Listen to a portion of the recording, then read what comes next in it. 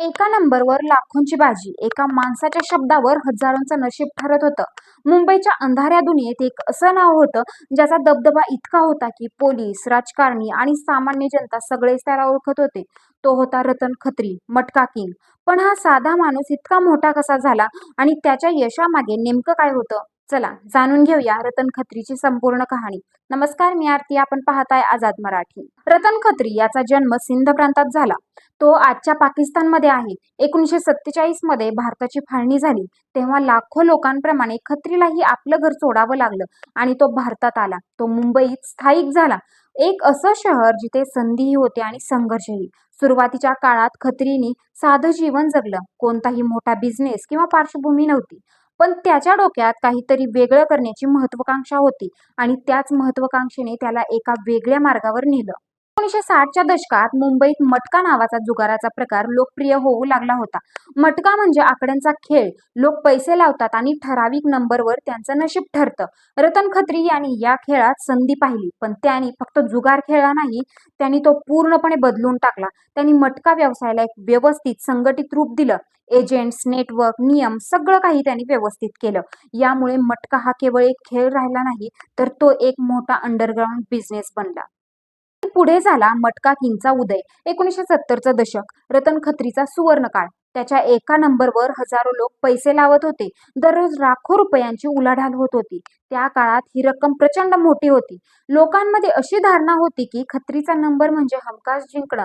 त्यांनी मुंबईवर एजंटचं जाळं तयार केलं होतं. संपूर्ण शहरात त्याचा प्रभाव होता. याच काळात रतन खत्रीला मुंबईचा मटका किंग ही ओळख मिळाली. जुगार हा कायद्याच्या दृष्टीने बेकायदेशीर होता आणि त्यामुळेच अडचणी येणं अपरिहार्य होतं. 1975 मध्ये देशात आणीबाणी लागू झाली. सरकारने बेकायदेशीर धंद्यांवर कडक कारवाई सुरू केली. या कारवाईत रतन खत्रीलाही अटक करण्यात आली. त्याला तुरुंगवास भोगावा लागला. हीच ती वेळ होती जिथून खत्रीच्या साम्राज्याचा ऱ्हास सुरू झाला. तुरुंगातून बाहेर आल्यानंतर खत्रीचा प्रभाव हळूहळू कमी होऊ लागला. नवीन लोक या व्यवसायात आले, स्पर्धा वाढली आणि परिस्थिती बदलली. 90च्या दशकात त्यांनी मटका व्यवसायातून पूर्णपणे निवृत्ती घेतली. तो मुंबईत शांत आयुष्य जगू लागला. 2020 साली वयाच्या 80व्या वर्षी रतन खत्री याचं निधन झालं. पण त्याच्या मृत्यूनंतरही त्याची कहाणी संपली नाही.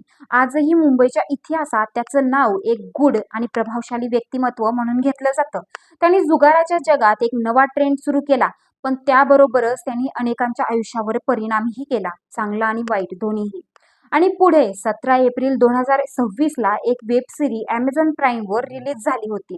ती म्हणजे मटका किंग.